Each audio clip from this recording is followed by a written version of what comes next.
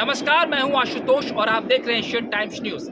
देखिए, दिवाली तो ख़त्म हो गई है, लेकिन प्रशांत किशोर जो हैं, उनका बम अभी तक ख़त्म नहीं हुआ है। दिवाली से पहले भी एक बार उन्होंने नीतीश बम फोड़ा था, आज तेजस्वी बम फोड़ा है। देखिए, वो बिहार में जन स्वराज यात्रा को लेकर पैदल मार्च पर निकले हुए हैं और कई ऐसे ग्रामीण और सुदूर इलाकों में भी जा रहे हैं, जहां पहले कोई राजनेता नहीं पहुंचा करते थे। जैसा कि वो दावा कर रहे हैं कि नेता लोग केवल हवाई और सड़क मार्ग और रैली थैली में ही पहुंचते थे। मैं ऐसे तबकों के बीच जा रहा हूं जहां तक विकास नहीं पहुंचा है।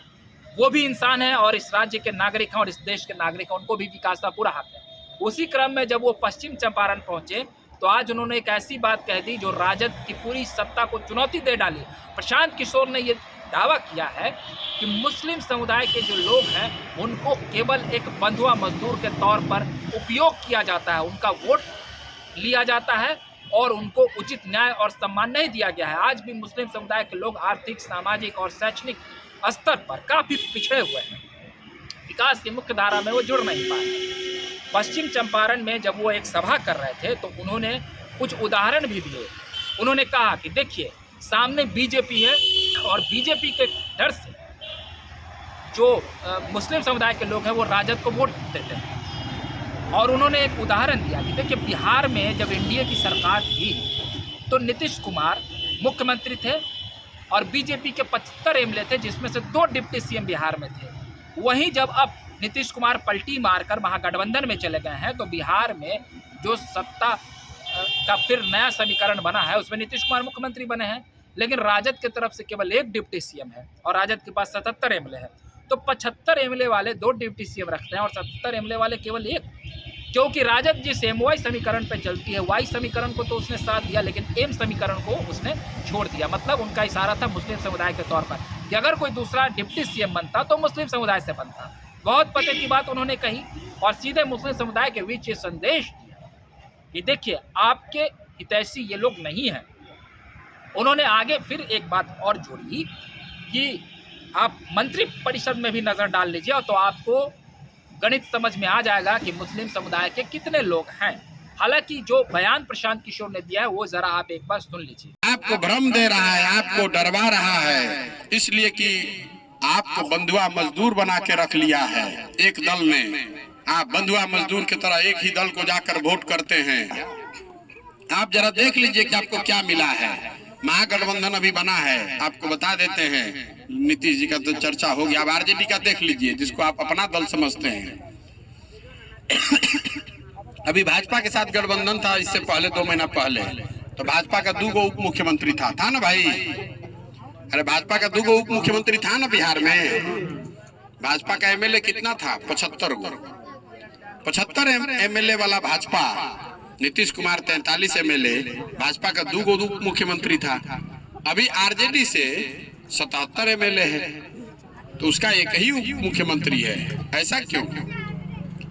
इसलिए कि आरजेडी का 2 ही पैर है, एम और वाई। तो दूसरा अगर उप मुख्यमंत्री बनाएगा तो लोग कहेगा कि भैया आप एगो एम को बनाओ, तो काहे नहीं आपको बना दिया। तो सुना आपने किस प्रकार से प्रशांत किशोर पूरे तरीके से राजद पर हमलावर हुए और मुस्लिम समुदाय के लोगों के बीच ये संदेश देने की कोशिश की कि राजद वोट बैंक के नाम पर केवल आपका उपयोग करती है और आपको आपका उचित हक और न्याय नहीं दे रही है। वहीं उन्होंने एक और ख़ास बात इसमें जोड़ी कि लोग हम पे बीजेपी का एजेंट होने का दावा करते हैं। 10 वर्षों से मैं बीजेपी के खिलाफ लड़ाई लड़ रहा हूँ। हालांकि उन्होंने 10 वर्ष कहा, लेकिन पिछले 2014 के चुनाव में तो वो बीजेपी के साथ ही थे। मतलब उसके बाद की कड़ी को अगर आप जोड़ लीजिए कि वो उन्होंने ये दावा किया कि मैं कई वर्षों से बीजेपी के खिलाफ कई राज्यों में मैंने कैंपेनिंग किया है, तो बीजेपी से मैं लड़ रहा हूँ, न कि ये लोग लड़ रहे हैं। ये लोग बीजेपी को आगे कर मुस्लिम समुदाय को डराते हैं और मुस्लिम समुदाय को बंधुआ मजदूर समझकर उनका केवल वोट लेते हैं। आज भी बिहार में जो उनकी स्थिति है वो बदली नहीं है और एमवाई समीकरण के आश्रय जो ये लोग राजनीति करते हैं, इनकी राजनीति को समझने की ज़रूरत है। तो कुल मिलाकर देखा जाए तो जिस प्रकार से प्रशांत किशोर अपनी यात्रा के दौरान नीतीश कुमार पर हमलावर होते थे, आज वो तेजस्वी यादव पर हमलावर हुए। और उन्होंने तेजस्वी प्रसाद यादव को आड़े हाथों लिया और उनको आईना दिखाने की कोशिश की और कहीं ना कहीं उनकी सत्ता को और उनके जो सबसे प्रिय वोट बैंक है MY समीकरण, उस पर उन्होंने प्रहार किया है। और फिर जैसे ही ये खबर सुर्खियों में गई तो राजद की तरफ से भी मनोज झा ने प्रतिक्रिया दी और उन्होंने कहा कि प्रशांत किशोर का दिमाग खराब हो गया है, वो कुछ भी अनावश्यक बात कहते रहते हैं। हम लोग मुस्लिम समुदाय के सच्चे हितैषी हैं, हम लोगों ने उनके सामाजिक और आर्थिक विकास के लिए कई कार्य किए हैं। लंबे समय से लालू प्रसाद यादव जी ने इस समुदाय के लिए बहुत कुछ किया है और अब महागठबंधन की सरकार नीतीश कुमार के नेतृत्व में भी बहुत कुछ कर रहे थे, तेजस्वी यादव भी बहुत कुछ करते हैं। तो जिस तरीके से प्रशांत किशोर ने इस समुदाय को टारगेट किया है, निश्चित तौर पर जो राजद है वो उसका बौखलाना लाजमी है। खैर, आपको अगर हमारा ये वीडियो अच्छा लगा हो तो आप कृपया कर इसे लाइक, सब्सक्राइब और शेयर करना न भूलें। अगली बार हम एक नए वीडियो के साथ फिर आपके सामने हाजिर रहेंगे, तब तक के लिए आप हमें इजाज़त दीजिए। बहुत बहुत धन्यवाद।